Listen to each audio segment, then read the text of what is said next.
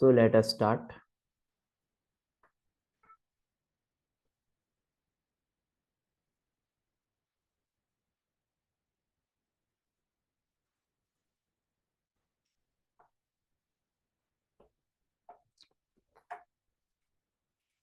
Okay तो हमने बात की थी एजियोट्रॉप्स की।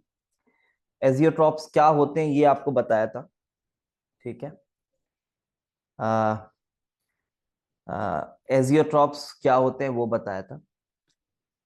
Let us start. तो कुछ पॉइंट्स हमने ये बताए थे एजियोट्रॉप्स के कि एजियोट्रॉप्स एक तरह का प्योर लिक्विड की तरह एक्ट करने लगता है। प्योर लिक्विड की तरह एक्ट करने लगता है जिसको हम कांस्टेंट बॉइलिंग मिक्सचर के नाम से भी जान रहे थे। इसकी एक शार्प बॉइलिंग पॉइंट होती है ये बताए थे। और एक पॉइंट बताए थे कि इसे हम डिस्टिलेशन से यानी कि फ्रैक्शनल डिस्टिलेशन का यूज करके we can not just separate the constituents A and B present in a azeotrope. फिर एक बात और हमने बताई थी कि इथेनॉल और वाटर एजियोट्रॉप बनाते हैं, लेकिन एक गिवन कॉम्पोजिशन पर जब वो मिलाए जाएं तभी वो एजियोट्रॉप बनाएंगे। ऐसा नहीं कि कितना भी किसी को मिला दो तो वो एजियोट्रॉप बना लेंगे। ठीक है। तो चलो देखते हैं। एक फेज डायग्राम में आपको बताता हूं। Phase diagram for non ideal solutions. Phase diagram for non ideal solutions. तो फेज डायग्राम देखो, वो हमने जो बनाया था ना, टेम्परेचर वर्सेस प्रेशर का, कुछ sorry temperature versus mole fraction का ग्राफ, कुछ वैसा ही ग्राफ बना। ये देखो, कुछ वैसा ही ग्राफ बना रहे हैं।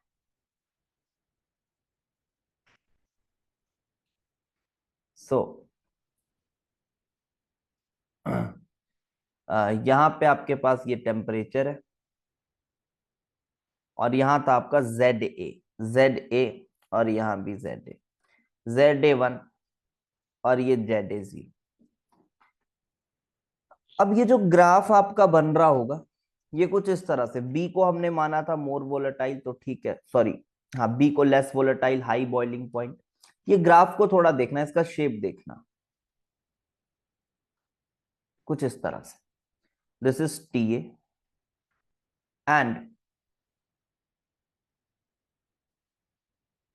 ये कुछ इस तरह से। ठीक है।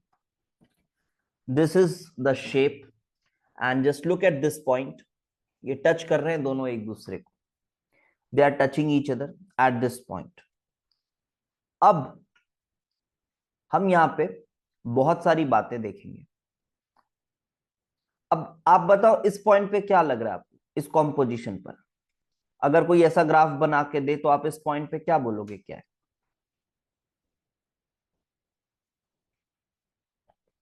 यस, यही आपका, नहीं, X A is equal to Y A. ठीक है। इस पॉइंट पे एजियोट्रॉप है। ये जो कॉम्पोजिशन आएगा यहां पे एक्स ए जो भी आएगा और वाई ए जो भी आएगा वो दोनों बराबर है। दिख रहा है, एक्स से वाई ए बराबर है। तो आप ये बोल सकते हो कि this is the azeotropic composition. Azeotropic composition. आप इस कॉम्पोजिशन में अगर आपने, अच्छा नीचे क्या है, नीचे लिक्विड है, ऊपर क्या है, ऊपर गैस है।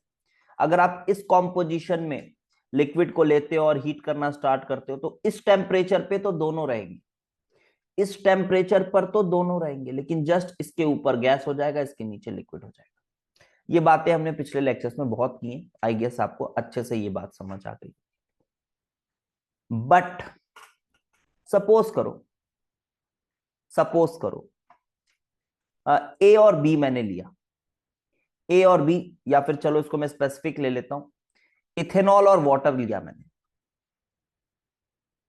और इथेनॉल और वाटर जो है ये 95% बाई मास में, 95% बाई मास जब इथेनॉल होता है, 95% बाई मास जब इथेनॉल होता है तब ये एजियोट्रॉप बनाते हैं। ये एक ऑब्जर्व फैक्ट है। मतलब अगर ये इथेनॉल और इसका है तो यहां पे कुछ आप बोलोगे कि ये एजियोट्रॉप बना रहे हैं। इस तरह से आप कोई भी दो लिक्विड सोच सकते हो, वो गिवन कॉम्पोजिशन पे, किसी एक गिवन कॉम्पोजिशन पे एजियोट्रॉप बना रहे हैं। अब मैंने क्या कहा, क्या मिनिमा पे ही इंटरसेक्शन होता है? जी बिल्कुल, ये और नीचे नहीं जाएगा, ये और नीचे नहीं जाएगा। और अभी आपको समझ आएगा, वो भी पॉइंट बताऊंगा ये नीचे क्यों है, ये सभी चीजों को डिस्कस करेंगे अभी। ठीक है, देखिए ये समझ लो कि हाँ ये वाले ग्राफ का ये मिनिमा है, बट हमारे पास कोई फंक्शन नहीं है इसका। ठीक है, इसका कोई फंक्शन नहीं है। हाँ नहीं, ऊपर नहीं हो सकता, नहीं हो सकता ऊपर। वो दूसरा एजियोट्रॉप मैं बनाऊंगा मैक्सिमम बॉइलिंग वाला, उसमें ऊपर ही रहेगा, मैक्सिमा पे ये इंटरसेक्शन वाला पॉइंट रहेगा। ये मिनिमा है, ये मिनिमम बॉइलिंग एजियोट्रॉप है, अभी अच्छे से मैं समझा दूंगा। ठीक है, अभी मैं वो बातों को भी करेंगे, पहले इसको देखते हैं।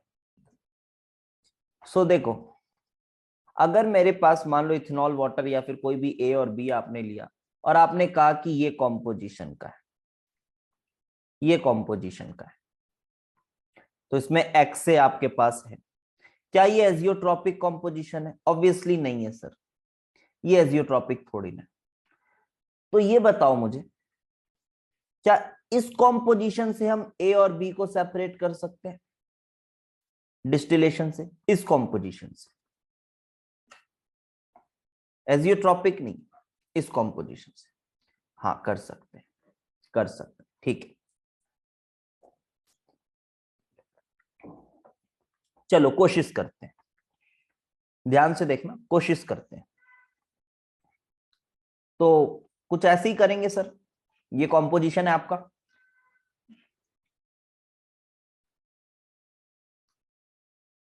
हाँ वेद, बिल्कुल ठीक बोल रहे हो आप। आपने पहले पढ़ा है क्या इस कर्व को?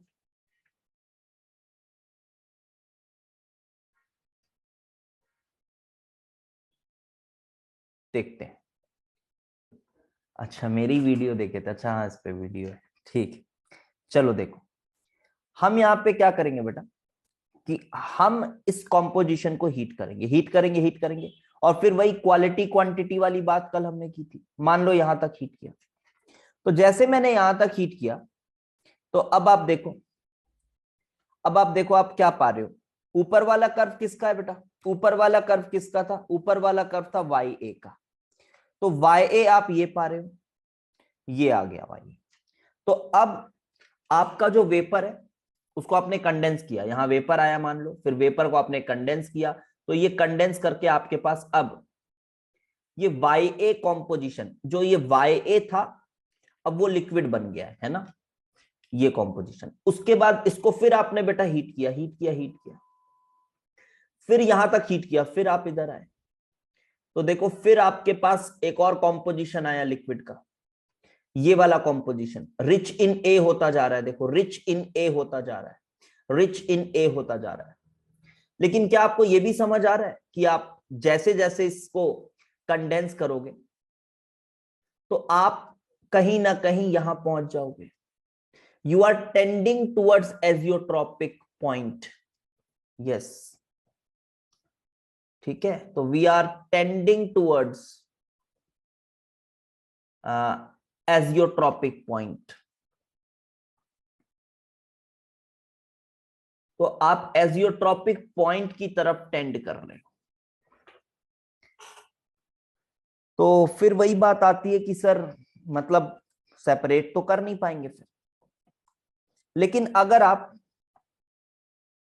लेकिन अगर आप फिर से वही बात लिक्विड को लेते हो ना, अगर आप लिक्विड को लेते हो, तो देखो आपने लिक्विड को लिया, आप वेपर को छोड़ दो, लिक्विड को लो, तो लिक्विड को लिया, फिर लिक्विड को आप देखो, फिर लिक्विड को आपने ठंडा किया, फिर उसको हीट किया और ऊपर तक हीट किया, तो देखो अब क्या हो रहा है, ये आपका वेपर है और ये नीचे वाला साई ए है, लिक्विड है। तो देखो लिक्विड जो है वो क्या होता जा रहा है, वो होता जा रहा है रिच इन बी, वो होता जा रहा है रिच इन बी। तो हम यहां पे क्या पॉइंट लिख रहे हैं, अब आप इसको लिक्विड को बार बार लेते जाओगे तो you can get pure pure B. तो क्या लिख रहा हूं मैं, प्योर, अच्छा इसको मैं ऐसा लिख देता हूं, ये वाले को मैं लिख देता हूं चलो सेक्शन 1, ये दो अलग अलग सेक्शन है मान लो, और ये वाले को लिख देता हूं मैं सेक्शन 2, ये वाले को लिख देता हूं सेक्शन 2। तो क्या बोलेंगे कि सेक्शन 1 में pure B can be obtained by taking liquid successively, by taking liquid successively। आप लिक्विड को लीजिए, लेते जाइए बार बार उसको, फिर आप डिस्टिलेट कराते जाइए, you will get a composition which is very much rich in B and XA is tending towards 0। Sir azeotrope point भी इनफाइनाइट स्टेप्स बाद आएगा, तो वैसे समझ जाएंगे कि एजियोट्रॉपिक पॉइंट आ ही रहा है ऐसे। हाँ ऑब्वियसली वो तो वैसे ही समझ में आ जाएगा कि एजियोट्रॉपिक पॉइंट आ रहा है, एजियोट्रॉपिक पॉइंट आ रहा है, ग्राफ से समझ में आ रहा है, ठीक है, ग्राफ से ही समझ में आ रहा है। मिक्सचर रिच नहीं हो रहा है,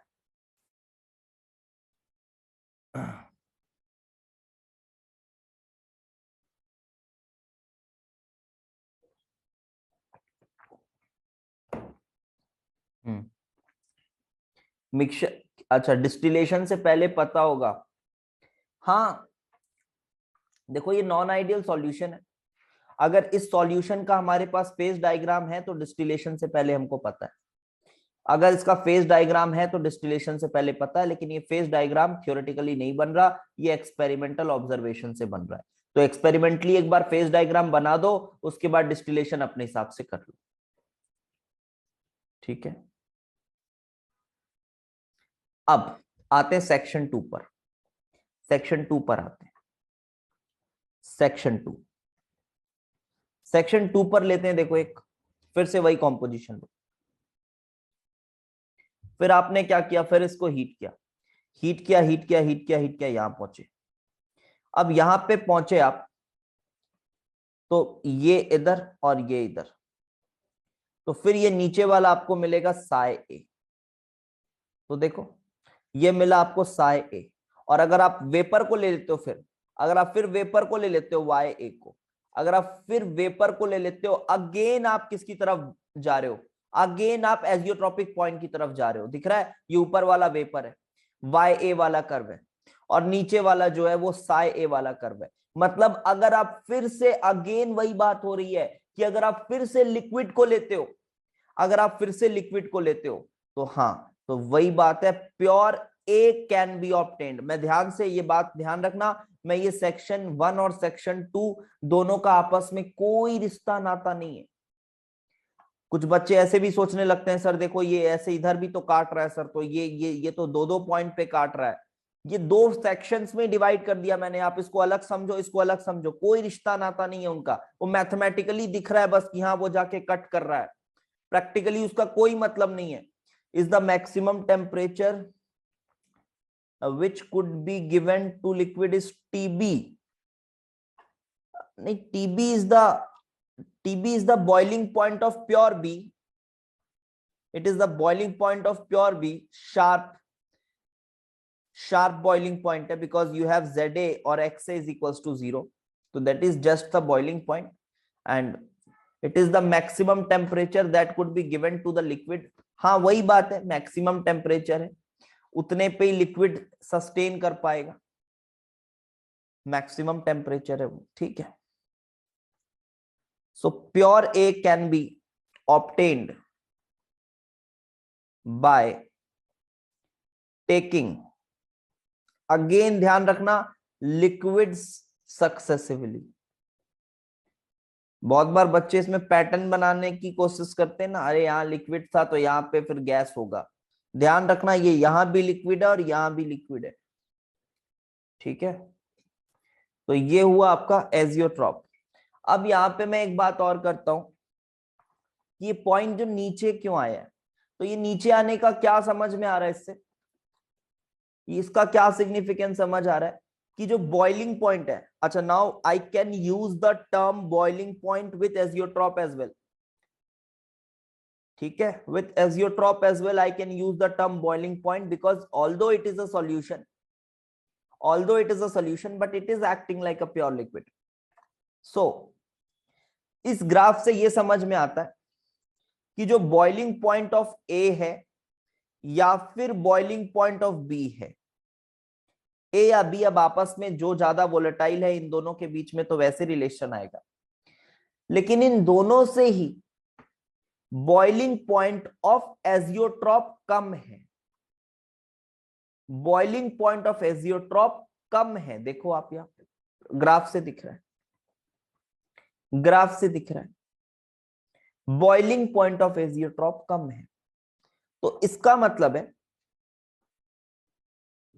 इसका मतलब है कि मुझे अब ये बताओ, यहां पे आप क्या बोलोगे, ए या फिर बीबी इंटरेक्शन और ए बी इंटरेक्शन, किसकी इंटरेक्शन को आप ज्यादा स्ट्रांग मानोगे? सर ऑब्वियसली इस इंटरेक्शन को हम ज्यादा स्ट्रांग मानेंगे, है ना, क्योंकि उसकी बॉइलिंग पॉइंट ज्यादा आ रही है। अच्छा, तो इसको अगर ज्यादा मानेंगे तो ऐसा तो पॉजिटिव डेविएशन वाले केस में होता था। हाँ सर, ये तो सर पॉजिटिव डेविएशन वाले केस में होता था, positive deviation from Raoult's law. तो ये आया positive deviation from Raoult's law. तो जो लोग पॉजिटिव डेविएशन दिखाते थे वो ये वाला एजियोट्रॉप बनाएंगे जिसको कहते हैं minimum boiling azeotrope, minimum boiling azeotrope. यहां जो एजियोट्रॉप है वो दोनों ही प्योर लिक्विड से नीचे टेम्परेचर पर बॉइल कर जाएगा क्योंकि ए बी इंटरेक्शन वीक। तो आई होप ये बात क्लियर हो गई होगी। और मैं एक बात और बता दूं, ये सिर्फ एक ऑब्जर्वेशन है, इसके पीछे कोई थ्योरी या इक्वेशन या कॉन्सेप्ट नहीं है, ये मैं प्योरली बोल रहा हूं, this is experimental curve. Physical chemistry में ये जो चैप्टर्स हैं, सॉल्यूशंस हो गया, रियल गैसेस हो गए, इन चैप्टर्स में बच्चों को पता ही नहीं चलता है कि कौन सा कर्व एक्सपेरिमेंटल है, कौन सा थ्योरेटिकल है, कहीं भी बस कर्व दिख गया कर्व बनाते जा रहे हैं। आपको ये आइडिया बिल्कुल होना चाहिए और ये भी पता होना चाहिए क्या उस एक्सपेरिमेंटल कर्व को जस्टिफाई करने के लिए हमारे पास कोई थ्योरी है। तो इसके लिए नहीं है, इसके लिए नहीं है ना। चलो, अच्छा मैक्सिमम बॉइलिंग एजियोट्रॉप का भी ग्राफ कैसा होगा सर? हाँ, मैक्सिमम बॉइलिंग का ग्राफ, मैक्सिमम बॉइलिंग एजियोट्रॉप, इसको मैं अब डिटेल में नहीं बता रहा, अब बिल्कुल ऑब्वियस सी चीज है, आप इसमें चीजों को उल्टा कर दोगे और समझ जाओगे। ग्राफ मैं बता दे रहा हूं, बस उल्टा कर दो बेटा ग्राफ को, ठीक है। और ये भी कोई स्पेसिफिक ग्राफ नहीं बता रहा हूँ, जनरली बता रहा हूँ। मान लो यहाँ पे ऐसा कुछ बना लो, यहाँ पे कुछ ऐसा बना लो, ये कुछ ऐसा बना लो, और फिर ये ऐसा टच करके ये कुछ ऐसा। अभी नेट में देख, आप देखना तो अच्छे डायग्राम्स दिख जाएंगे, अभी मैं थोड़ा सा फ्री हैंड से बना रहा हूँ, थोड़ा टेढ़ा मेढ़ा हो गया है। ये मैक्सिमा पे ही रहेगा ना यार, ये ऊपर ही रहेगा, ये मैक्सिमा पर रहेगा, ये समझना, ये मैक्सिमा पर रहेगा। ये सिर्फ समझने के लिए बताया या फिर ये मिनिमम बॉइलिंग एजियोट्रॉप? नहीं, ये समझने के लिए नहीं बताया, यही एक सबसे क्लोज एक्सप्लेनेशन यही है, मैं ये बोल सकता हूं, ठीक है।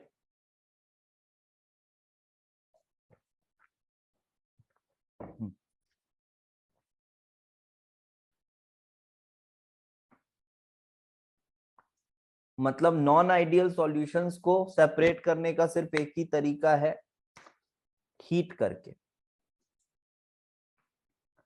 नॉन आइडियल सॉल्यूशंस को सेपरेट करने का एक ही तरीका, हीट करके। ऐसा नहीं है, देखो अब it also depends upon the nature of the substituents. For example मैं आपको बताऊं, have you heard of nitric acid का जो अपन प्योरिफिकेशन करते हैं, कंसंट्रेट करते हैं, तो कैसे करते हैं? 68% तक 68% तक वी यूज डिस्टिलेशन, 68% तक we use distillation, but at 68% nitric acid biomass they form azeotrope, and hence distillation cannot be further done. Therefore we use a dehydrating agent, that is concentrated sulfuric acid, which takes away water and separates nitric acid, and we can concentrate it up to 98 and 99%. So वो भी एक तरीका हो गया। अब देखो वहां पे उसके साथ कंसंट्रेटेड सल्फ्यूरिक एसिड काम कर रहा था स्पेसिफिक, तो वो तरीका हो गया। तो इस तरह से हम कोई जनरल वे नहीं बता रहे, हम बहुत सारे तरीकों में से कोई एक रास्ता बता रहे हैं कि हाँ this could be the way, ऐसा। ठीक है, केमिस्ट्री इतनी जनरलाइज तो नहीं हो सकती, थोड़ा संभव नहीं है। तो ठीक है, ये मिनिमम बॉइलिंग एजियोट्रॉप, ये मैक्सिमम बॉइलिंग एजियोट्रॉप, इसमें सब कुछ उल्टा कर देना और समझ में आ जाएंगी बात, और बात समझ में आ जाएंगी। And yes,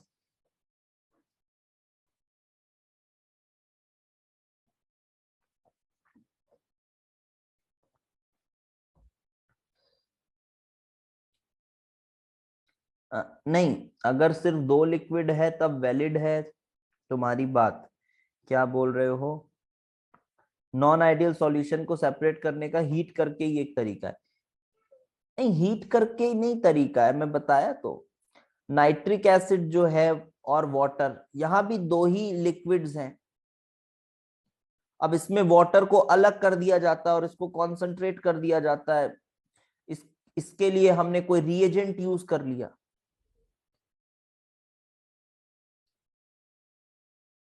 but third introduce कर रहे हैं ना, हाँ थर्ड इंट्रोड्यूस कर रहे हैं, ठीक है, थर्ड इंट्रोड्यूस कर रहे हैं, ठीक है, कोई दिक्कत नहीं है, थर्ड इंट्रोड्यूस कर रहे हैं। देखो ऐसा तो नहीं चल रहा है, देखो ऐसे नहीं सोचना है, थोड़ा ये इम्प्रैक्टिकल सा हो जाता है कि एक ही तरीका है। अरे भाई, हमारा मोटिव है सेपरेट करना, यहां कोई गेम थोड़ी चल रहा है कि अबे तीसरे को मत डालना, है ना। गेम का रूल है तीसरे को मत डालना। अबे जैसे चाहे करेंगे, है ना।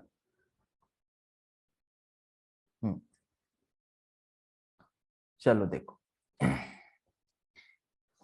अब हम आगे बढ़ते बेटा, ये पहला पोर्शन ऑफ द चैप्टर खत्म कर लिया हमने, और अब हम आएंगे सॉलिड्स इन लिक्विड्स में। ये भी काफी इंटरेस्टिंग पोर्शन है, सॉलिड्स इन लिक्विड्स, जिसके अंदर हम पढ़ेंगे colligative properties. Colligative properties, Oswald walker, Oswald walker, क्या करूं ऑसवाल्ड वॉकर का? वो तो इसके अंदर पढ़ेंगे ना, relative lowering in vapour pressure में। ठीक है, ऑसवाल्ड वॉकर तो इसमें पढ़ेंगे, relative lowering in vapour pressure में पढ़ाऊंगा। चलो, वो इसी ऑसवाल्ड वॉकर है क्या? वो आरएलवीपी को ही एक्सपेरिमेंटली पता करने का एक तरीका है, तो पहले वाले सेक्शन में थोड़ी ना पढ़ेंगे। चलिए, तो सॉलिड्स इन लिक्विड्स, एजियोट्रॉप से न्यूमेरिकल नहीं होते, नहीं बनते, नहीं बनते, बहुत हार्ड है, नहीं बनते, बहुत मुश्किल है न्यूमेरिकल बनाना, नहीं बनता है। ठीक है, वो थ्योरेटिकली आपको ग्राफ राफ से कुछ चीजें पूछ सकता है बना के, पॉइंट पॉइंट आइडेंटिफिकेशन, वो भी बहुत डीप में इतना नहीं पूछेगा, बट हाँ अच्छा क्वेश्चन आया तो पूछ सकता है, और तो ग्राफ आइडेंटिफिकेशन वगैरह आएगा। चलिए, तो कॉलिगेटिव प्रॉपर्टीज हम समझते हैं क्या है। तो कॉलिगेटिव प्रॉपर्टीज तो आप मेन क्वेश्चंस, ज्यादा क्वेश्चंस इस पार्ट से आते हैं बेटा, ये कॉलिगेटिव प्रॉपर्टीज से, खासकर मेंस में और एडवांस में भी ज्यादातर क्वेश्चन इससे आते हैं। बट ये क्वेश्चन ऐसे हैं कि अगर आपने नहीं बनाए तो फिर आपने बहुत ही गलत काम किया, पाप कर दिया आपने अगर नहीं बनाए तो। जो रैंक डिसाइडिंग चीजें होंगी, जो अलग सी चीजें होंगी, वो यही सब टॉपिक्स होंगे, जैसे एजियोट्रॉप्स हो गया, फिर जो हमने फेज डायग्राम्स वगैरह पढ़े, इन पे सवाल आएगा तो वो थोड़े रैंक डिसाइडर होंगे। ऑल्दो क्वालिटेटिव प्रॉपर्टीज और इससे जो नॉर्मल क्वेश्चंस आते हैं वो बहुत स्ट्रेट फॉरवर्ड होते हैं, आप बहुत अच्छे से बना सकते हैं उनको। ठीक है, जैसे कल हमने non ideal solutions, positive deviation, negative deviation के छोटे छोटे थ्योरेटिकल पॉइंट्स पढ़े, कुछ एग्जाम्पल्स पढ़े, तो वो सब बहुत सीधे स्ट्रेट फॉरवर्ड चीजें होती हैं, वो आपको बननी ही चाहिए। उसके बाद जो कॉन्सेप्चुअली टफ पोर्शन है वो ये सब है। तो चलो देखते हैं कॉलिगेटिव प्रॉपर्टीज। अब ये कुछ ऐसी प्रॉपर्टीज है, सिंपल शब्दों में बताऊं, ये कुछ ऐसी प्रॉपर्टीज हैं जो सिर्फ और सिर्फ नंबर ऑफ पार्टिकल्स पर डिपेंड करती हैं। एक सॉल्यूशन की प्रॉपर्टी है, तो ये प्रॉपर्टी है सॉल्यूशन की, this is property of solution. कुछ ऐसी प्रॉपर्टी जो सिर्फ और सिर्फ विच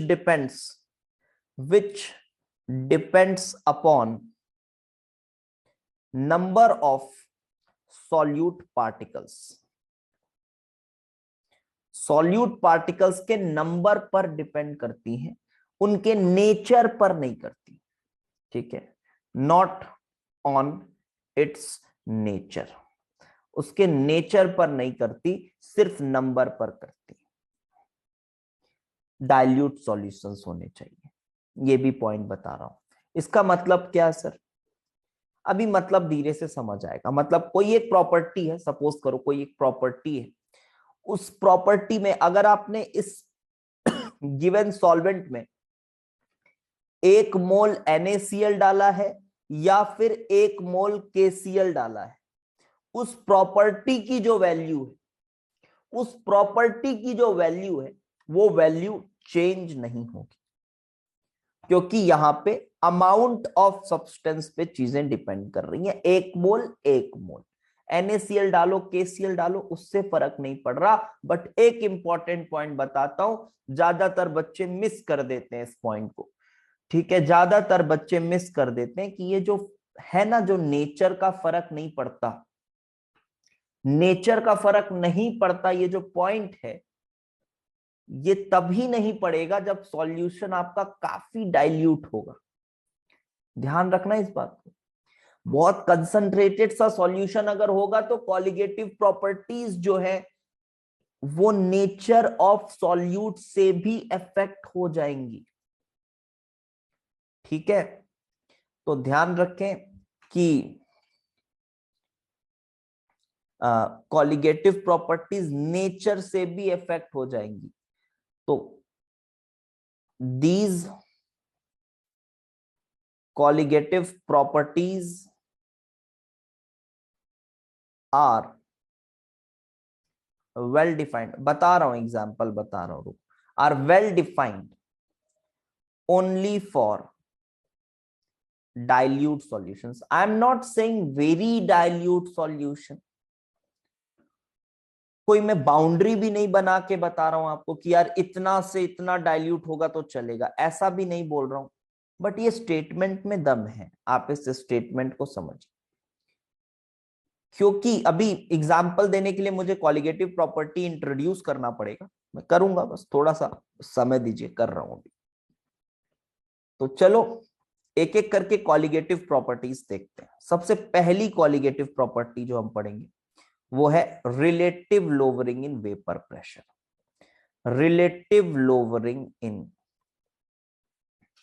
वेपर प्रेशर।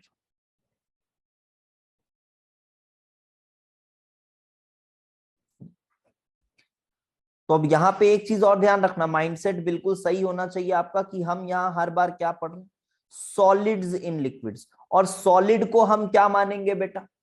सॉलिड को हम मानेंगे कि इसकी पी डिग्री जो होती है वो क्या होता है? 0 होता है।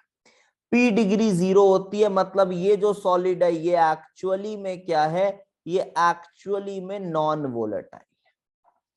हम इसको ऐसे ही मानेंगे, और ये ठीक भी है, ठीक भी है ऐसा मानना। ठीक है, non volatile.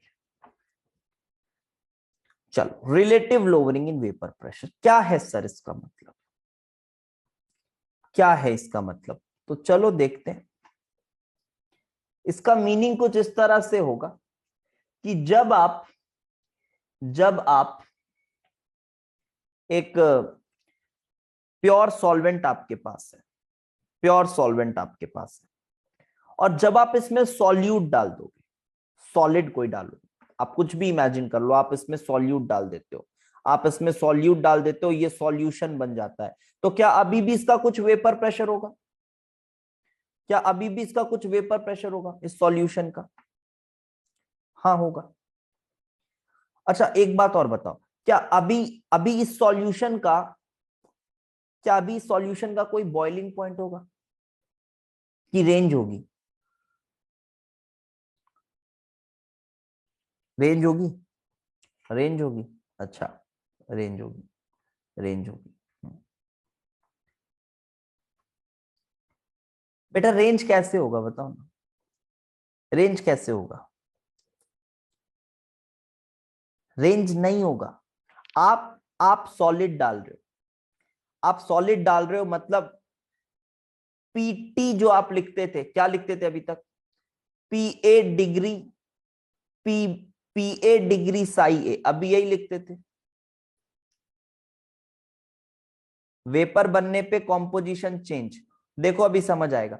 P A degree psi A, PB degree psi B, आप ऐसे लिख रहे हो, लेकिन अगर अभी आप देखो तो पीबी डिग्री तो जीरो है ना, बिकॉज आप सॉलिड डाल रहे हो, तो सॉलिड्स के लिए पीबी डिग्री आपकी जीरो है,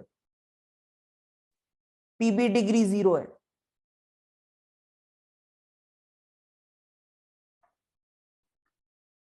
पीबी डिग्री आपकी जीरो है, लेकिन फिर भी एक डाउट आता है मन में, फिर भी एक डाउट आता है मन में। हाँ, अब राउल्स लॉ डिफाइन किसके लिए था? वोलेटाइल के लिए डिफाइन था।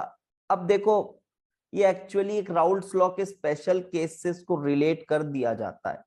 यहाँ पे बहुत कंफ्यूजन होती है कि राउल्स लॉ सर वो तो टू मिसिबल लिक्विड के लिए डिफाइन किए थे। अब इसको एक जुगाड़ बना दिया जाता है, इसको बोल दिया जाता है क्या पता है? राउल्स लॉ फॉर सॉलिड, ऐसा बोल देते हैं। Raoult's law for solid, for solid in liquid, Raoult's law for solid in liquid. अब इसमें बस क्या कर देना है तुम्हें? पीबी डिग्री को जीरो कर देना है। अब आपके पास अब आपके पास आप इस बात को समझिए कि एक गिवन वेपर प्रेशर होगा, एक गिवन वेपर प्रेशर होगा, और सिर्फ ए ही वोलेटाइल है, तो वो एक पॉइंट होगी। अब आपके पास फिक्स बॉइलिंग पॉइंट होगी, फिक्स बॉइलिंग पॉइंट होगी। हाँ, डाउट यही आता है कि सर राउल्स लॉ आप यहां पे क्यों लगा रहे हो, लेकिन ये सॉल्यूशन की एक फिक्स बॉइलिंग पॉइंट होगी। अरे इसीलिए ना पढ़ते हो यार, एलिवेशन इन बॉइलिंग पॉइंट क्यों पढ़ते हो? पढ़ते हो ना एलिवेशन इन बॉइलिंग पॉइंट, तो उसमें क्या करते हो? वही तो थी दूसरी कॉलिगेटिव प्रॉपर्टी, तो फिर आप उसमें बॉइलिंग पॉइंट ऑफ सॉल्यूशन बोलते हो ना, और वो एक रेंज नहीं बोलते हो, वहां पे एक पॉइंट बोलते हो। तो एक पॉइंट बोलते हो तो समझ लो, इस बात को क्लियर रखो कि फिक्स बॉइलिंग पॉइंट हो जाएगी अगर आप एक नॉन वोलेटाइल सब्सटेंस डाल रहे हो। जब नॉन वोलेटाइल सब्सटेंस डाल रहे हो, it has no role to play, कोई रोल ही नहीं है उसका।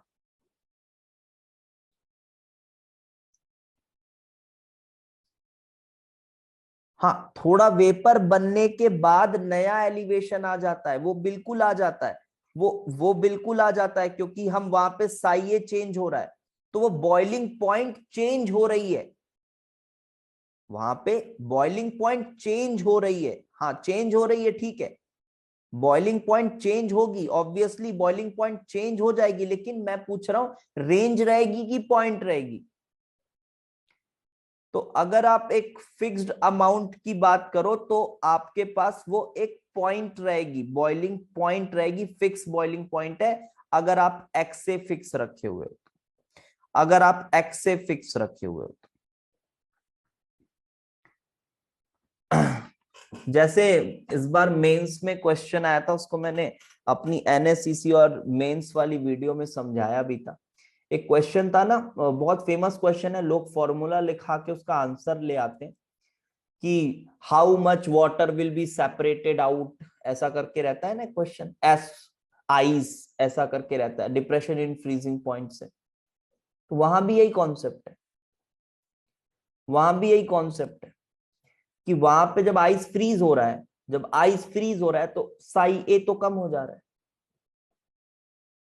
साई ए कम हो जा रहा है। कुछ वैसा ही कॉन्सेप्ट अभी हम लाएंगे, तो साई ए कम हो जा रहा है ना। हाँ, तो वो अभी मैं बताऊंगा। तो अभी आप ये समझिए कि फिक्स बॉइलिंग पॉइंट है भाई।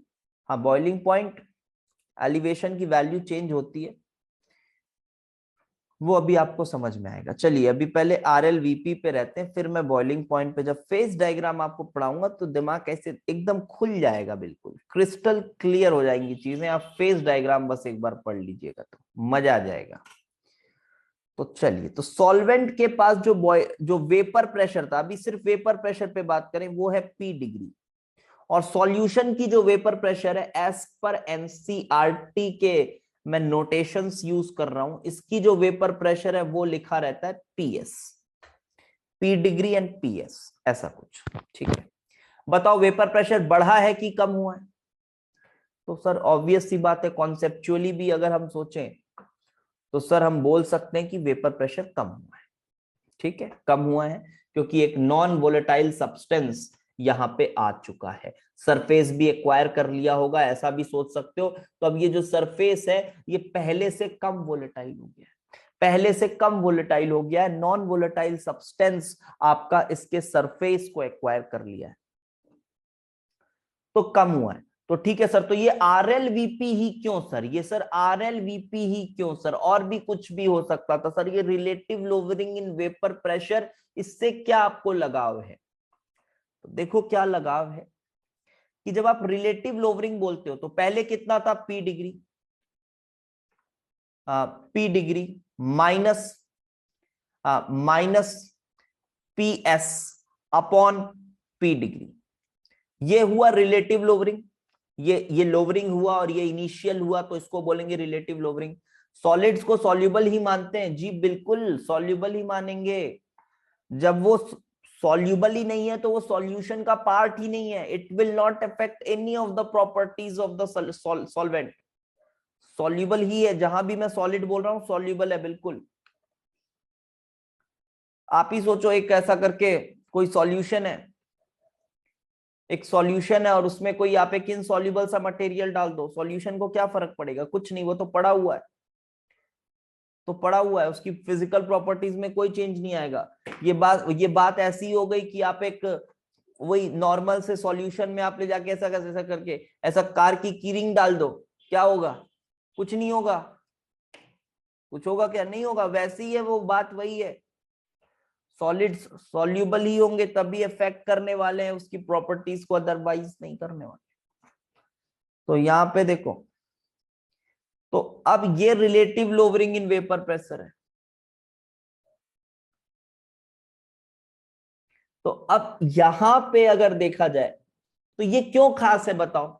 इसी वैल्यू को क्यों लिया? कुछ और भी बना देता क्वालिटेटिव प्रॉपर्टी, बट ये RLVP को ही क्यों लिख रहा है? हाँ, बिकॉज जब इसको हम थोड़ा सा सिंप्लीफाई करेंगे ना, तो ये मोल फ्रैक्शन ऑफ सॉल्यूट के बराबर आएगा। और जब मोल फ्रैक्शन ऑफ सॉल्यूट लिख कर आता है तो वहां सॉल्यूट सॉल्यूट के नेचर से चीजें इंडिपेंडेंट हो जाती हैं।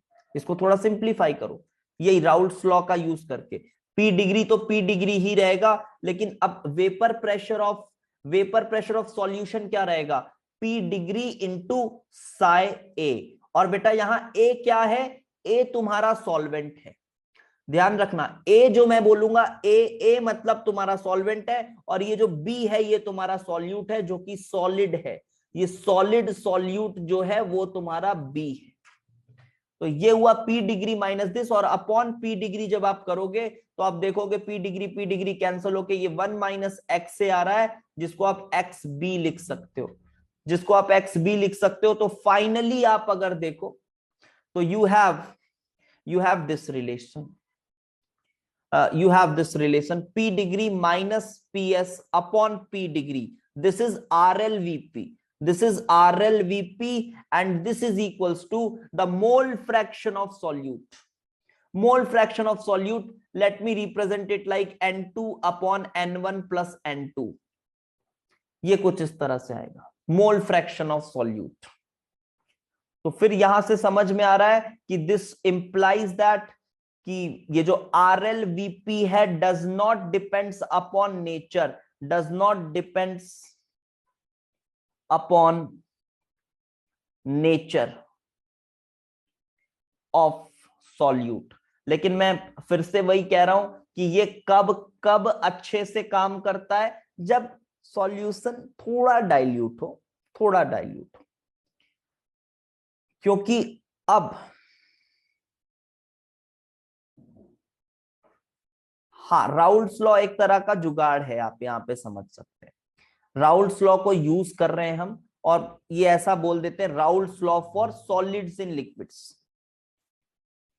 Raoult's law for solids in liquids, इस तरह से बोल सकते हो।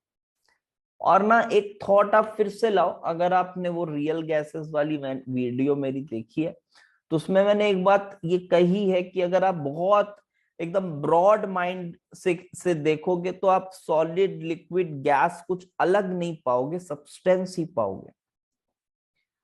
ठीक है ना? तो आप यहां भी उसी माइंडसेट से सोचोगे तो आपको समझ में आएगा। उसी माइंडसेट से सोचो कि वो सब्सटेंस ही है, think like substance and then proceed, तो आपको ठीक से समझ आएगा।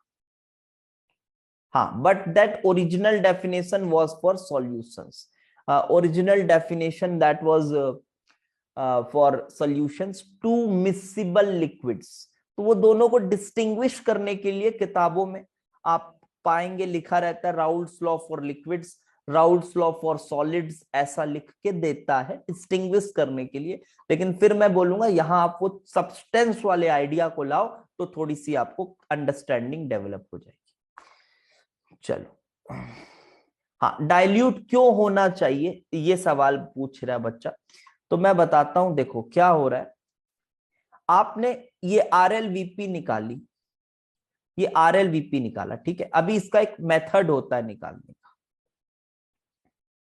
ठीक है। अभी एक मेथड होता है, अभी एक मेथड होता है इसको निकालने का, अभी हम देखेंगे वो ऑसवाल्ड डाइल्यूशन।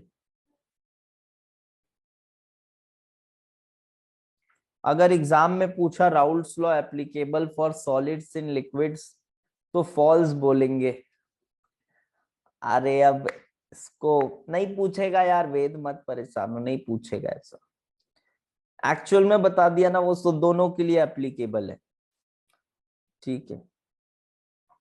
और नहीं पूछेगा वो ऐसे करके कॉन्ट्राडिक्टरी लाइन, क्योंकि बहुत सारे लोग फिर आएंगे बोलेंगे देखो इस बुक में तो ऐसा लिखा है सॉलिड इन लिक्विड, देखो यहां भी तो वही लगा रहे इसको जीरो करके, ठीक है। ऐसा नहीं पूछेंगे, मत परेशान हो।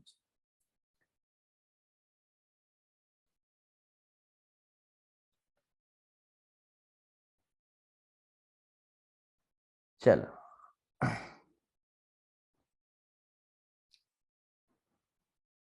अब यहां पे देखते हैं मैं कहा था। हाँ, तो यहां पे हम बात कर रहे थे कि जो क्यों कि डाइल्यूट सॉल्यूशन के लिए आप क्यों बोल रहे हो सर। अभी आप फिलहाल के लिए ऐसा सोच लो कि अगर सॉल्यूशन डाइल्यूट है ना बहुत ज्यादा, तो जो इंटरेक्शंस जो होंगे आपस में, they have no role to play. और अगर इंटरेक्शंस आ जाएंगे काम में तो फिर there will be some effect.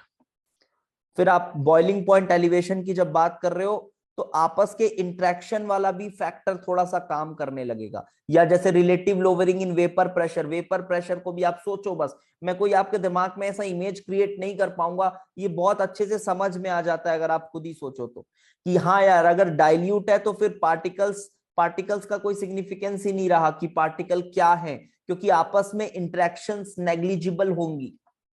यही एक्सप्लेनेशन है इसके पीछे का, ठीक है। चलो आगे देखते हैं। अब यहां पे ना ये थोड़ा सा कैलकुलेशंस के समय ना थोड़ा मुश्किल करता है ये फॉर्मूला।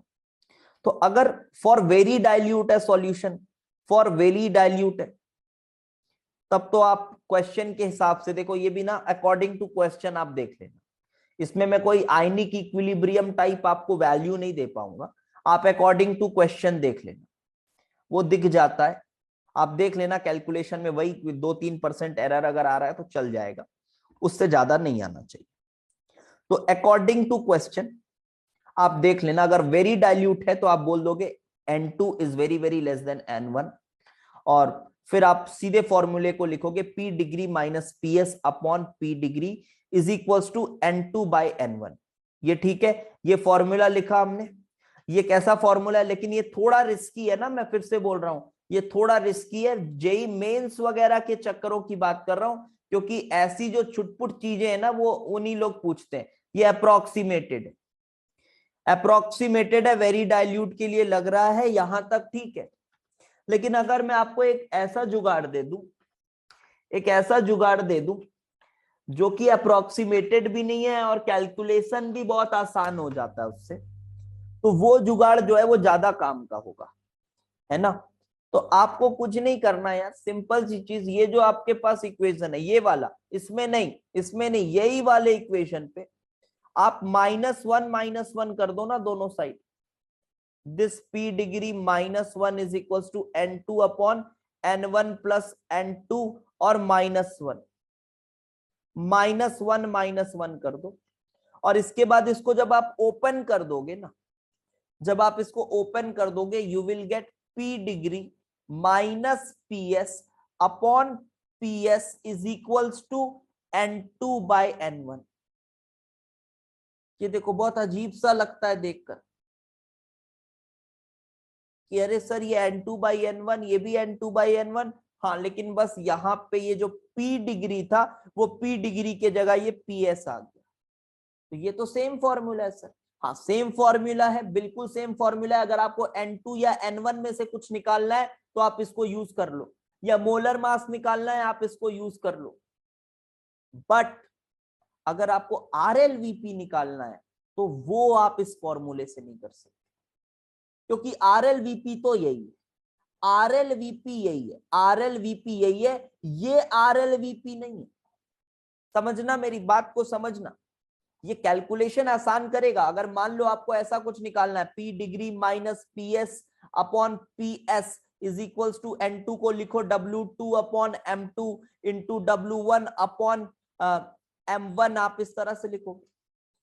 और इसके बाद अगर आपको सॉल्यूट का मोलर मास निकालना है, सॉल्यूट का मोलर मास, गिवन मास तो रहता ही हमारे पास, सॉल्यूट का मोलर मास निकालना है, M2 निकालना है, तो आप बिल्कुल इसको यूज करो, यूजफुल है।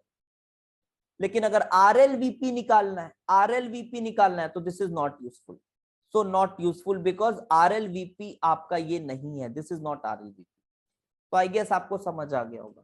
और मैं आपको बताऊं कि जो कॉलिगेटिव प्रॉपर्टीज है, इसका जो मुख्य रोल है, जो इसका मेजर यूज है, वो कहीं ना कहीं सॉल्यूट्स की मोलर मास निकालने में आता है। जैसे कोई पॉलीमर है, आपने देखा है कभी कभी लिखा रहता है polymer having the molar mass this.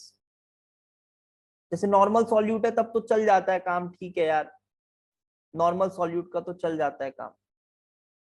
लेकिन कोई पॉलीमर है तो पॉलीमर का मोलर मास कहां से बताते होंगे यार, उसका तो फॉर्मूला का ही कोई एंड नहीं है, वो N लिखा रहता है सर फॉर्मूले में, फॉर्मूले का ही एंड नहीं है वहां। तो कहां से पता चलता है उनका मोलर मास? आपने किसी पॉलीमर को डाल दिया एक सॉल्यूशन में, अब आप बोलोगे सर पॉलीमर घुलता थोड़ी ना, अरे यार पानी ही बस थोड़ी ना आपके पास है, पानी ही नहीं है बस आपके पास, you can use any solvent. कोई तो सॉल्वेंट होगा जहां वो पॉलीमर घुल जाए, और उस सॉल्वेंट को लेके आप फिर आरएलवीपी की वैल्यू निकाल सकते हो एक्सपेरिमेंटली। ये वैल्यू आप एक्सपेरिमेंट से निकाल सकते हो, अभी आपको सिखाऊंगा कौन सा एक्सपेरिमेंट है, ये एक्सपेरिमेंट से आप निकाल सकते हो। एंड आफ्टर दैट, ये एक्सपेरिमेंट से निकालने के बाद आप बहुत इजीली M2 कैलकुलेट कर सकते हो। आई होप आपको ये बातें समझ आ गई होंगी। क्या यहां तक क्लियर है? एक बार बता दो तो आगे बढ़ता हूं फिर। ठीक है, ओके, क्लियर है। चलो, तो now let's have a look at experimental method to determine experimental method to determine RLVP। तो ये एक मेथड है, थोड़ा सा कॉन्सेप्चुअली एकदम बारीकी नहीं बताएंगे, बट हाँ आपको फील हो जाएगा इतना है। ठीक है, फील हो जाएगा इतना है, बहुत बारीकी इसका कुछ है भी नहीं। ये मेथड है ऑसवाल्ड वॉकर। हाँ ऑब्वियसली इसके नाम पर कभी क्वेश्चन नहीं आएगा, बट इसके कॉन्सेप्ट पे क्वेश्चन आता है। आता है मतलब सर कहाँ आया है? टेस्ट सीरीज वगैरह में आपको देखने को मिलेगा। पिछले साल नारायणा के पेपर में थे इसके क्वेश्चन, जो टेस्ट सीरीज थी उसमें थे क्वेश्चंस। तो आपको ये थोड़ा बहुत क्वेश्चंस देखने को मिलेंगे, इसके कॉन्सेप्ट पे देखने को मिलेंगे। ठीक है, ऑल्दो उतना मुश्किल नहीं है, एक बार पढ़ लोगे तो बहुत इजीली समझ में आता है। एलन स्कोर में भी थे कुछ, हाँ होंगे, बिल्कुल होंगे, रहते हैं वहीं देखने को मिलते हैं, और अभी तक जेई में देखने को नहीं मिला है। देखो एक मैं एक फिगर बनाता हूँ, और फिगर को बिल्कुल आप बहुत दिल से मत लीजिएगा, ये बस समझने के लिए। चलो मैं थोड़ा बहुत ये सब यूज कर लेता हूँ, सुविधा है थोड़ी बहुत। ऐसे कुछ कुछ आपके पास मान लो, ये आपके पास ना कुछ कंटेनर्स हैं, ठीक है, ऐसे आप कुछ कंटेनर्स है मान लो, और फिर इन कंटेनर्स में आपने मानो यहाँ पे रखा हुआ है सॉल्यूशन, जिस सॉल्यूशन का आपको आरएलवीपी निकालना है। ठीक है, आरएलवीपी निकालना है, सॉल्यूशन को रखा हुआ है, ये सॉल्यूशन, और यहाँ भी वो सॉल्यूशन, और यहाँ पे रखा हुआ है आपने मान लो प्योर सॉल्वेंट, आपने रखा हुआ है प्योर सॉल्वेंट, यहाँ पे प्योर सॉल्वेंट ऐसा। अब आप क्या कर रहे हो, यहां से सपोज करो आप ड्राई एयर डाल रहे हो, dry air saturated with nothing, it is totally dry air. तो आप ये ड्राई एयर डाल रहे हो सैचुरेटेड विथ नथिंग, और ये फिर यहां से जाएगा ऐसा करके, कुछ सॉल्यूशन के दो दो कंपार्टमेंट्स हैं, ये जा रहा है इस तरह से चल रहा है। ठीक है, ये फिर इस तरह से कनेक्टेड है इधर से, फिर ये कुछ इस तरह से कनेक्टेड है, और फिर ये कुछ इस तरह से कनेक्टेड है। यहां कनेक्ट कर दो आप इसको, एक वही आपका एक डिहाइड्रेटिंग एजेंट डाल दो, एनहाइड्रस कैल्शियम क्लोराइड डाल देते हैं, चलो यहां डाल दो एनहाइड्रस कैल्शियम क्लोराइड। ठीक है, ये सेटअप हो गया आपका। अब कॉन्सेप्ट क्या है सर?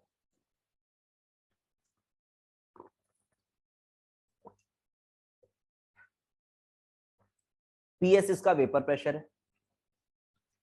पी डिग्री इसका वेपर प्रेशर है, पीएस इसका वेपर प्रेशर है, पी डिग्री इसका वेपर प्रेशर है। तो कॉन्सेप्ट क्या है? कॉन्सेप्ट ये है कि देखो आ, ऐसा कुछ है कि जब ये ड्राई एयर इधर से इधर जाता है ना, जब ड्राई एयर इधर से जाएगा, मान लो यहां तक तो वो ड्राई था, लेकिन जब वो यहां पहुंचेगा कहीं, तो क्या वो सॉल्यूशन के वेट को कम करेगा? क्या लगता है, क्या इसका जो कंपार्टमेंट है इसका वेट कम होगा थोड़ा?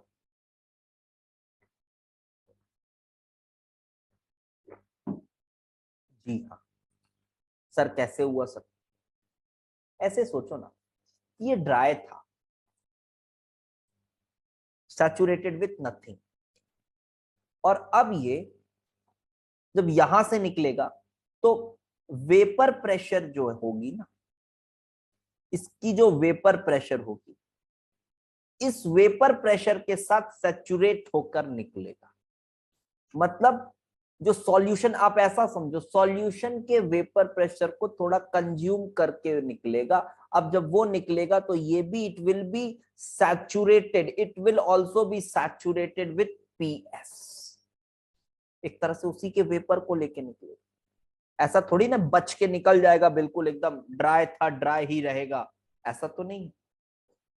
ठीक है, लेकिन अब आप क्या कर रहे हो, आप ज्यादा एयर डाल रहे हो, आप एयर ज्यादा डाल रहे हो, तो आप ऐसा भी सोच सकते हो कि सर वेपर प्रेशर डिस्टर्ब हुआ। सर इसका वेपर प्रेशर डिस्टर्ब हुआ क्योंकि आपने तो एयर डाल दिया ना, आपने एयर डाला तो वेपर प्रेशर क्या हुआ, डिस्टर्ब हुआ। आप कॉन्सेप्चुअली सोचना है तो ऐसे भी सोच सकते हो, ऑल्दो समझ बहुत इजीली आ जाता है। वेपर प्रेशर डिस्टर्ब हुआ, और वेपर प्रेशर डिस्टर्ब हुआ तो वेट में लॉस आया होगा, वेट में लॉस आया होगा, तो मैं इसको ऐसा लिख सकता हूं क्या, loss in weight of solution.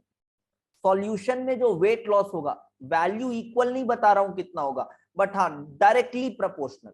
किसके डायरेक्टली प्रोपोर्शनल होगा, अब यहां जितना ज्यादा वेपर होगा, नहीं पी नॉट नहीं, पी एस लिखते हैं ना, पी नॉट क्यों, सॉल्यूशन की बात कर रहा हूं, क्योंकि ये जो ड्राई एयर यहां से यहां आया है, now it is saturated with PS. तो हम यहाँ पे डायरेक्टली ऐसा बोलते हैं ना कि जितना ज्यादा इसका सॉल्यूशन का वेपर प्रेशर था, उसी के रिस्पेक्ट में वो भी सैचुरेट होकर निकलेगा। तो loss in weight of solution is directly proportional to PS, it is directly proportional to PS. और अब देखो, अब ये सॉल्वेंट है, अब यहाँ पे क्या वेपर प्रेशर है, अब यहाँ पे वेपर प्रेशर पी नॉट है, और पी नॉट जो है वो ऑब्वियसली पीएस से बड़ा है, पीएस से बड़ा है। अब मुझे बताओ, जब ये, अब ये सेम कॉन्सेप्ट, सेम कॉन्सेप्ट, अब ये जब यहां से सैचुरेट होकर जब वो यहां पे कहीं होगा, जब यहां पे कहीं होगा, तो now it is saturated with what, with what, now it is saturated with P naught, now it is saturated with P naught, I can say. अब ये जो वेपर है, now it is saturated with P naught. तो if it is saturated with P naught, तो यहां पे मैं बोलूंगा क्या सॉल्वेंट का भी कुछ लॉस हुआ, जी बिल्कुल हुआ। एक लेस वेपर प्रेशर वाला, एक लेस सैचुरेटेड एयर आया और इसको डिस्टर्ब करके निकला है, तो हम बोलेंगे हाँ, सॉल्यूशन का, सॉल्वेंट का भी वेट लॉस होगा, loss in weight of solvent. और सॉल्वेंट का जो वेट लॉस होगा, that will be directly proportional to, yes, P naught तक वो गया है, और पहले वो क्या था, किसके साथ आया, इस बार वो ड्राई नहीं था, वो पीएस के साथ आ रहा था। तो आप बिल्कुल इजीली समझ पा रहे होगे, पी नॉट माइनस पीएस, ये इस तरह से लिखे, पीएस और ये पी नॉट माइनस पीएस। लेकिन सर अभी भी इससे आरएलवीपी तो नहीं आई, क्योंकि आप करोगे भी sir this divided by this, आप करोगे भी तो सर आपको तो ये वाला फॉर्मूला मिलेगा, सर आपको ये मिलेगा। ठीक है, वैसे मैं बोलूं तो ये भी ठीक है सर, ये भी ठीक है, ये भी ठीक है, क्योंकि इससे सर M2 तो निकाल ही लोगे। ठीक है, नहीं तो अब आप ये देखिए, पी नॉट की एकदम स्पेसिफिक वैल्यू अगर निकालनी है, तो इसलिए हमने यहाँ पे ये एनहाइड्रस यूज किया हुआ है, ये एनहाइड्रस ये यूज किया हुआ है, क्योंकि अब ये क्या करेगा, क्योंकि अब ये जो पी नॉट आया, ये तो इसको ये एब्जॉर्ब कर लिया ना, इसने तो एब्जॉर्ब कर लिया, तो एब्जॉर्ब कर लिया तो गेन हो जाएगा वेट में, किसके, गेन ऑफ वेट या gain in weight of dehydrating agent. जो डिहाइड्रेटिंग एजेंट है उसके वेट में गेन होगा, and that will be proportional to P naught, that will be proportional to P naught. देखो P naught minus P S, नहीं समझ आया तो देखो कैसे नहीं आया, देखो बता, अरे बेटा सिंपल सी बात है, ये जो सैचुरेट होकर निकलेगा तो इसकी वेट लॉस हो रही है, इसकी वेट लॉस हो रही है, तो ये पीएस प्रेशर के साथ था, इसका vapour pressure PS vapour pressure वाला वेपर है तो it contains some PS amount of vapours, you can think it like that. और इसके बाद जब ये P0 के पास से गुजरा तो PS से ये P0 तक हुआ तो इसने कितना इधर से वेपर गेन किया, आप ऐसा सोच लो, इसने कितना सैचुरेशन गेन किया, इसने गेन किया है P0 माइनस PS काइंड। तो जितना इसने गेन किया उतना ही इसका क्या हो गया, उतना ही इसका लॉस हो गया। तो P0 माइनस PS इसका लॉस हो गया, वेट का लॉस हो गया, और फिर यहां पे ये गेन हो गया। तो बहुत सिंपल सी बात है, बहुत सिंपल सी बात है। अगर आपको ये कॉन्सेप्चुअली नहीं समझ आ रहा तो आप वेपर प्रेशर के हिसाब से सोचो ना, तो उससे समझ में आ जाएगा कि आप ड्राई एयर ला रहे हो, अब जब ड्राई एयर ला रहे हो तो फिर आप एयर बढ़ा रहे हो, है ना, आप एयर बढ़ा रहे हो, और एयर बढ़ा रहे हो, और ये भी कैसा एयर है जिसके पास कोई भी सैचुरेशन नहीं है। तो जब ये यहां से जा रहा है ना तो ये इसके वेपर प्रेशर को डिस्टर्ब करके निकल रहा है, डिस्टर्ब करके निकल रहा है, तो ये जो सॉल्यूशन है इसका वेट लॉस हो जाता है। सिंपल सी बात सोचो। सो अब आप यहाँ पे क्या करो, आपके पास ये लॉस इन वेट, वेट जो लिखा हुआ है ना, ये सब वैल्यूज आप एक्सपेरिमेंटली निकाल लोगे, वेट ही तो करना है, ये सब आप एक्सपेरिमेंट से निकालोगे, तो बस हो गया, आपके पास सब चीज की वैल्यू आ गई। एक्सपेरिमेंट से बहुत सीधा क्वेश्चन आता है और आपके पास वैल्यू आ गई, so now you can easily find. हाँ, एक्सपेरिमेंट में एग्जैक्ट वैल्यू डिस्कस नहीं हुई है, बस प्रोपोर्शनैलिटी, क्योंकि हमको तो प्रोपोर्शनैलिटी ही चाहिए थी, हमको तो प्रोपोर्शनैलिटी ही चाहिए थी। देखो खेल गए, P0 minus PS upon P0, and this is equal to, ये क्या था, वेट लॉस, किसमें weight loss, weight loss in, weight loss in solution वाला पोर्शन, सॉरी नॉट सॉल्यूशन ना, सॉल्वेंट वाला पोर्शन, सॉल्वेंट में वेट लॉस अपॉन, इधर आ गया weight gain, weight gain in, weight gain in that dehydrating agent, dehydrating agent में जो weight gain हुआ वो, इसको रिकॉर्ड करो और ये वैल्यू आ जाएगी। ठीक है, ये वैल्यू आ जाएगी। तो फिर बात आई सर सॉल्यूशन का PS क्यों निकाले, ठीक है ना, समझने के लिए लिखे थे इसको, P0 माइनस PS।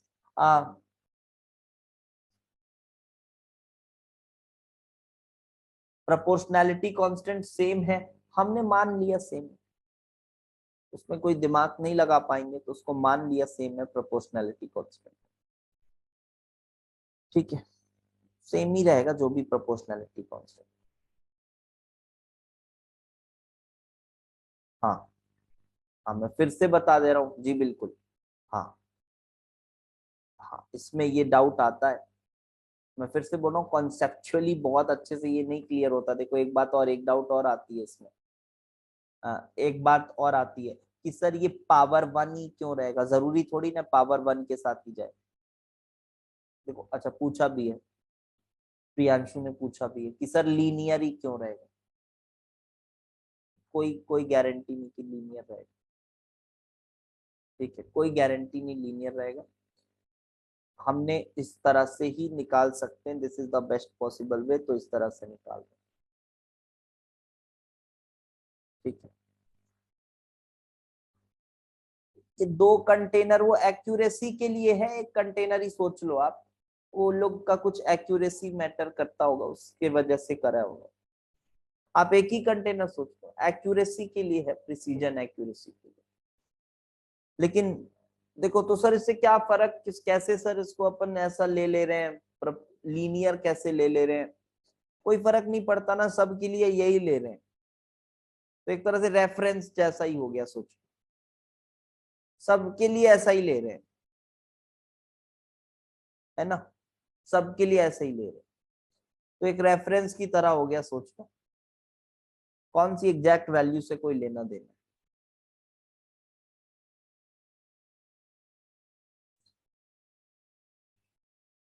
हाँ, क्वेश्चन में अगर वो चेंज करेंगे तो खुद वो ले ले, हाँ बिल्कुल। ये फिर से मैं बोल रहा हूँ, कॉन्सेप्चुअली कोई बहुत स्ट्रांग थोड़ी ना दिख रहा है आपको, कुछ बहुत कॉन्सेप्चुअली थोड़ी ना दिख रहा है कुछ, इसीलिए फील वाला बात नहीं हो रही होगी, लेकिन हाँ थोड़ा समझ में आ जाता है। ये कॉन्सेप्चुअली स्ट्रांग है ही नहीं है, ठीक है। बस क्वेश्चन सॉल्व करने का एक तरीका है, क्वेश्चन आप सॉल्व इससे कर सकते हैं, आप थोड़ा यूज टू रहेंगे अगर आपको ये देखने को मिल जाए तो। एंड नाउ अब हम आते हैं अगले टॉपिक के तरफ, दैट इज, हाँ हाँ हाँ होता है प्रियांशु, होता है। अगला जो आता है elevation in boiling point, elevation in boiling point. But इसको समझने से पहले हम पढ़ेंगे एक अच्छा सा topic, that is phase diagram of water. हम वाटर का फेज डायग्राम पढ़ेंगे और इसको समझने की कोशिश करेंगे, और ये वेरी इंटरेस्टिंग है, very interesting and very important. I hope आप लोगों ने में से कुछ लोगों ने पढ़ा भी होगा पहले से भी फेज डायग्राम को, समझते हैं। मैंने बोला था केमिकल इक्विलिब्रियम में भी कुछ लोग पढ़ाते हैं इसको, और मैं इसको लिक्विड सॉल्यूशंस में पढ़ाता हूँ इस टॉपिक के समय। तो चलो पहले फेज डायग्राम मैं बना देता हूँ, फिर समझेंगे ये है क्या। बहुत ध्यान से समझना बेटा, फेज डायग्राम कॉन्सेप्चुअली बिल्कुल हिट करना चाहिए आपके दिमाग में। ये पीटी कर्व है एक तरह का, मान लो वाटर के लिए पीटी कर्व है, कुछ इस तरह से ये कर्व निकल के आता है।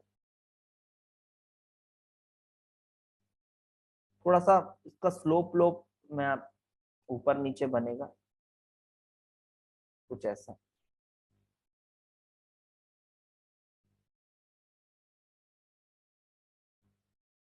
ये कुछ आपके पास फेज डायग्राम है। यहाँ पे आपके पास रहेगा सॉलिड, इधर है लिक्विड, और इधर है गैस। देखो इसे समझ एक बार में ऐसा देखा जाए ना तो कुछ नहीं आता, बस दिखता है ऐसा कुछ त्रिशूल जैसा, और लिक्विड सॉलिड गैस, एक बार में समझ कुछ नहीं आता, ठीक है। बट धीरे धीरे स्प्लिट करके देखते हैं ये क्या बता रहा है। ये बता रहा है पहली चीज कि ये, पहले तो मैं सिंपल बात बताऊं आपको, ये फिजिकल स्टेट बता रहा है ऑफ वाटर। वाटर की फिजिकल स्टेट बता रहा है at different temperature and pressure. अलग अलग टेम्परेचर प्रेशर पर फिजिकल स्टेट बता रहा है। जैसे मैंने कहा कि इस वाले प्रेशर पर और इस वाले टेम्परेचर पर वाटर क्या है, तो आप बोलोगे, फट से बोलोगे सर लिक्विड है, ठीक है, आप बोलोगे लिक्विड है। फिर कोई कह दिया इस प्रेशर पर और इस टेम्परेचर पर वाटर क्या है, तो आप बोलोगे सर सॉलिड है, ठीक है। इसी तरह से इसी प्रेशर और इसी टेम्परेचर पर आप बोलोगे क्या है, तो आप बोलोगे गैस है। हाँ भैया आ रहा हूँ, ट्रिपल पॉइंट आ रहा हूँ, आ रहा हूँ ट्रिपल पॉइंट, रुक जा भैया रुक जा। तो ये जो है आप बोलोगे गैस है, ये गैस है, ये लिक्विड है, ये वाटर, ये सॉलिड। तो यहाँ से आपको एक चीज और दिख रही है, हाँ भाई ठीक है सर, थोड़ा बहुत डाइजेस्ट तो हुआ, क्योंकि आप टेम्परेचर बढ़ा रहे हो तो सॉलिड से लिक्विड से गैस जा रहा है। तो ये एक छोटी सी पॉइंट हमने बताई। अब दूसरा आता है, सर अगर हम इस टेम्परेचर पर बात करें तब क्या होगा, इस टेम्परेचर पर बात करें तब क्या होगा, या इस टेम्परेचर पर बात करें सर तो क्या होगा। तो हाँ, अब यहाँ पे आप ऐसे समझिए कि ये लिक्विड और गैस दोनों क्या है, एक दूसरे के साथ इक्विलिब्रियम। समझ रहे हो, मैं यहाँ पे कुछ ऐसा लिख देता हूँ, ओ ए, ये ओ बी, ओ सी, ऐसा लिख देता हूँ। तो बहुत ही कायदे से समझो, अगर मैंने सपोज करो मैंने लिया है पॉइंट, ये वाला पॉइंट लिया है, ओ बी सी डी ले लेता हूँ। तो पॉइंट डी पर क्या हो रहा है, पॉइंट डी पर लिक्विड और गैस दोनों इक्विलिब्रियम पर है। सर इक्विलिब्रियम फील नहीं हुआ सर, फील करो मेरे उसी कंटेनर को लेके, याद आ रहा है ना।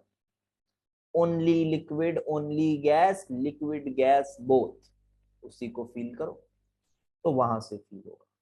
मतलब आप वाटर को अगर ये वाला प्रेशर देते हो, ये वाला प्रेशर, और ये वाला टेम्परेचर देते हो, ये वाला टेम्परेचर, तो बाहर से ये वाला प्रेशर और अंदर से ये वाला टेम्परेचर, तब लिक्विड और वेपर दोनों साथ में रहेंगे और कोई भी युद्ध नहीं होगा दोनों के बीच कि तू ऊपर जा तू नीचे जा, ऐसा नहीं होगा।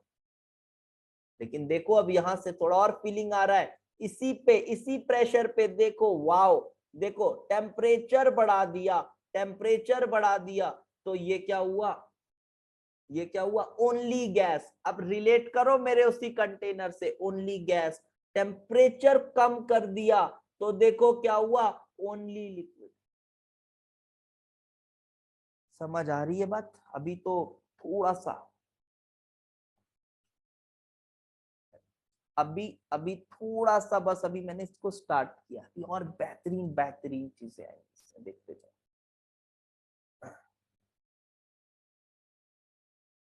हाँ हाँ, ठीक है ठीक है, ओके, देखो अब आगे देखो, अभी कुछ और इसमें स्पेशल चीजें हैं। अभी तो हमने ये समझ लिया ये, तो एक्चुअली अगर मैं बेटा ये बताऊं कि ओ ए जो है, ओ ए, ये पूरी लाइन क्या रिप्रेजेंट कर रहा है, ये पूरी लाइन क्या रिप्रेजेंट कर रहा है, तो क्या बोलो, बॉइलिंग पॉइंट कर रहा है, बिल्कुल सही।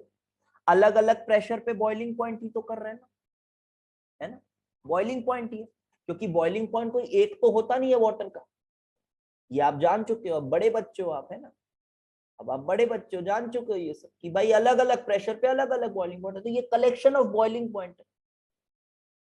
क्या इसको मैं वेपर प्रेशर भी बोल सकता हूँ, वेपर प्रेशर ऑफ लिक्विड, ये भी बोल सकता हूँ मैं, यस, ये भी बोल सकता हूँ। तो ओ ए क्या बता रहा है, ओ ए एक तो आप बॉइलिंग पॉइंट बोल रहे हो, वो भी ठीक है, मैं ऐसा भी बोल सकता हूँ, this is vapour pressure, this is vapour pressure of liquid, of liquid at different PNT, at different, at different temperature बोलूं मैं, क्योंकि भाई ये जो प्रेशर है यही तो, इसको आप वेपर प्रेशर भी तो बोल सकते हो, क्या टेंशन है, इसको वेपर प्रेशर भी बोल सकते हो।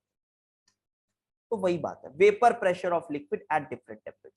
अब मुझे बताओ ये जो ओबी है ये क्या बता रहा है, मजेदार, मजेदार, बहुत मजेदार, ये ओबी क्या बता रहा है,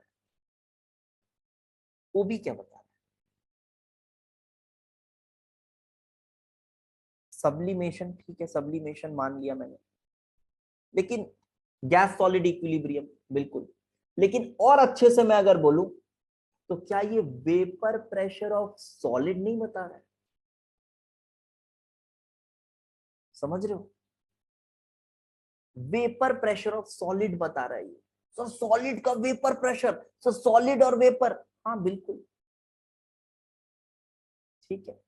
तो अगर आप ओबी को देखो, शायद वेद का ये डाउट आ रहा था ना, कुछ ऐसे ही पूछ रहा था, हाँ हाँ भाई, कुछ ऐसे ही कुछ पूछ रहा था तो, कि सर सॉलिड का लिक्विड प्रेशर, कुछ ऐसा कुछ पूछा था, तो मैंने बोला था फेज डायग्राम पढ़ाते समय मैं बताऊं। तो ओबी जो है, ओबी क्या है, बहुत ही गजब के पॉइंट्स हैं, जो एनसीईआरटी में आप ग्राफ देखे हो ना, अब जाके देखना उसको, वहां जो ग्राफ देखोगे आप, एलिवेशन ऑफ बॉइलिंग पॉइंट में ग्राफ बना हुआ है एक ऐसा, ऐसा ऐसा कुछ ग्राफ बना हुआ है, आप देखोगे उसको, और फ्रीजिंग पॉइंट में ऐसा कुछ ग्राफ बना हुआ है, बना है ऐसा, ऐसा ऐसा कुछ ग्राफ बना हुआ है, फिर यहां से ऐसा कुछ है ना, वो एक्चुअली इस फेज डायग्राम का एक टुकड़ा है।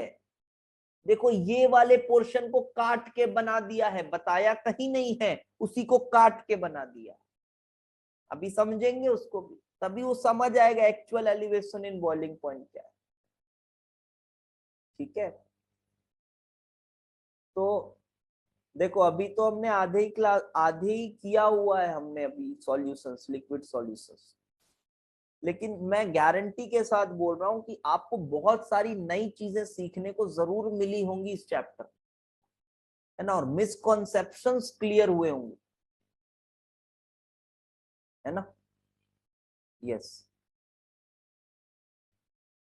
क्योंकि बहुत सारे मिसकॉन्सेप्शंस क्लियर हुए होंगे। और अब आपको ये भी लग रहा होगा कि अगर इस चैप्टर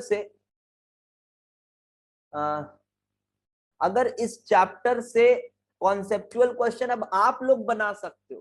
क्वेश्चन बना दोगे ना तो अच्छे अच्छों को नहीं बनेगा, कॉन्सेप्चुअल क्वेश्चन बना दो आप। न्यूमेरिकल ज्यादा नहीं दिक्कत देंगे, कॉन्सेप्चुअल आप किसी की भी आप फाड़ सकते हो। कोई लड़की तो नहीं है ना? नहीं, नो टेंशन, चलो ठीक। अबे रिकॉर्ड हो रहा था, चल कोई बात नहीं, चलता है। चलो देखो,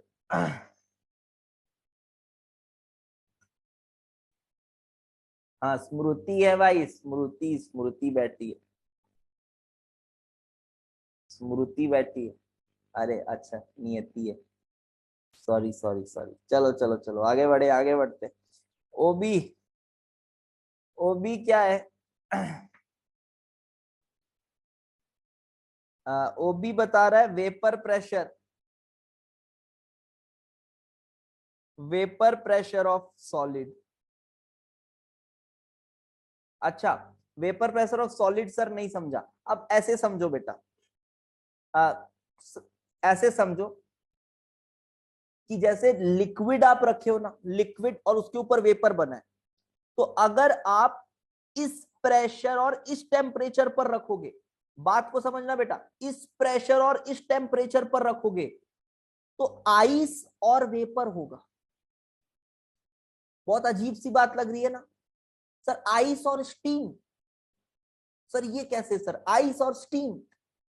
जी बिल्कुल होगा, लेकिन मैं बताऊं आपको कि आप ऐसा कर नहीं पाओगे, क्योंकि ये प्रेशर बहुत कम प्रेशर, बहुत कम प्रेशर है ये।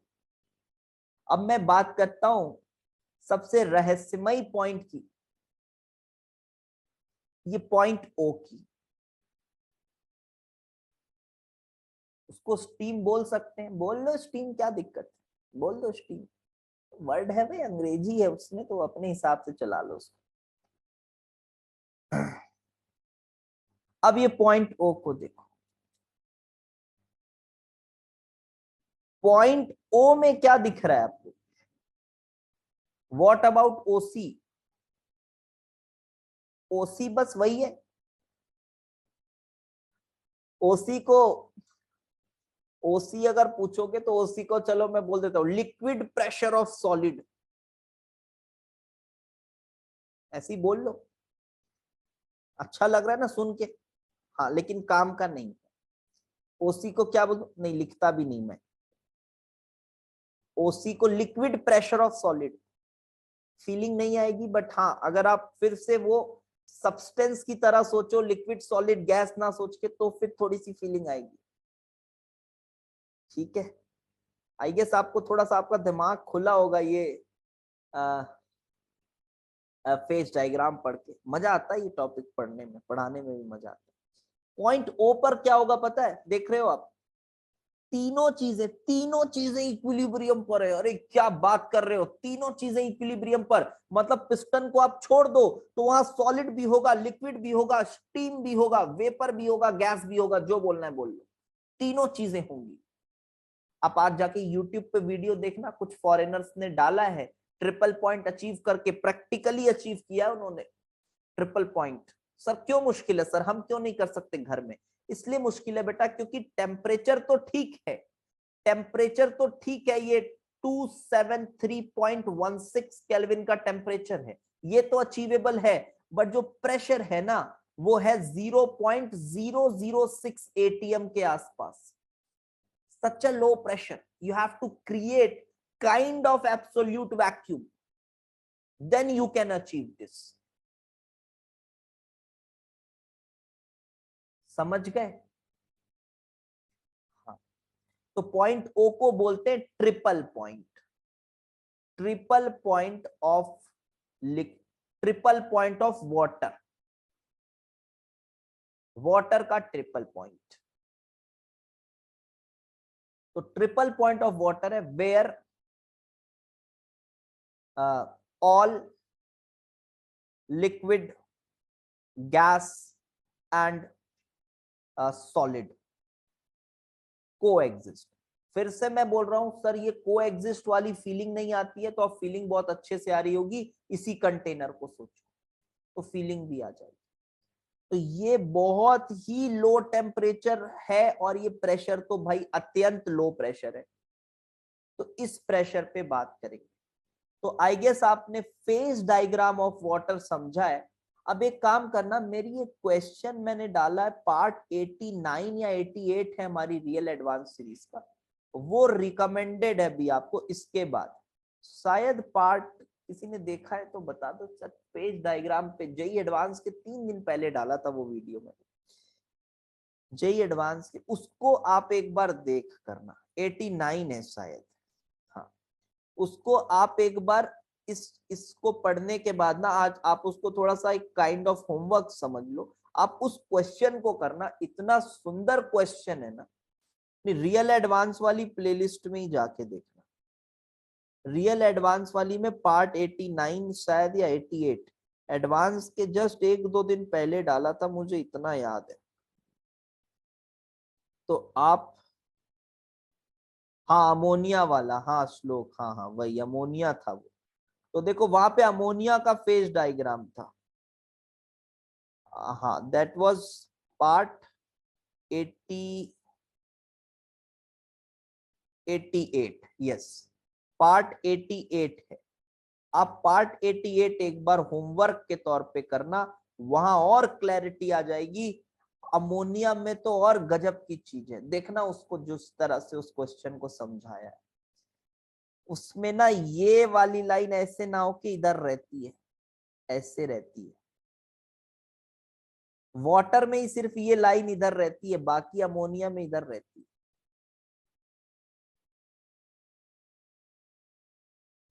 इसका क्या सिग्निफिकेंस है वो उस क्वेश्चन में समझाया हूं, देखना गोल्डन क्वेश्चन है वो भी शायद नारायणा की टेस्ट सीरीज का था, बहुत टफ क्वेश्चन था, बहुत टफ क्वेश्चन था। हाँ हाँ हाँ हाँ हाँ एलएन के स्कोर में भी आ सकता है, आया होगा। ठीक है, तो आज यहीं तक करते हैं आज। ये डायग्राम, हाँ बिल्कुल बेटा एक्सपेरिमेंटल है, ये एक्सपेरिमेंटल है, लॉजिक मत खोजना इसके पीछे, एक्सपेरिमेंटल है, ठीक है एक्सपेरिमेंटल है, लॉजिक मत खोजना, एक्सपेरिमेंटल। हर सब्सटेंस का एक बनेगा, हर सब्सटेंस का बनेगा, कैसे बनेगा वो करके ही पता चलेगा। लेकिन हाँ एक बार फेज डायग्राम बन गया तो आप उस सब्सटेंस की पूरी जन्म कुंडली पता कर सकते हो। तो ये क्या है, आप ऐसा भी बोल सकते हो, फेज डायग्राम एक सब्सटेंस की कुंडली है, आप सब कुछ पता कर सकते हो उसके बारे में। ठीक है, तो चलो ठीक है, फिर अगली क्लास में हम एलिवेशन इन बॉइलिंग पॉइंट और डिप्रेशन इन फ्रीजिंग पॉइंट और ऑस्मोटिक प्रेशर, ये तीनों चीजों को खत्म करेंगे। ठीक है, अविनाश रेड्डी पूछ रहा है कुंडली क्या होता है सर, क्या बोलते हैं अंग्रेजी में कुंडली को?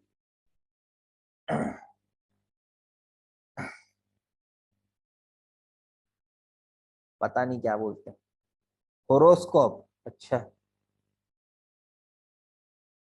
होरोस्कोप भाई, होरोस्कोप। ठीक,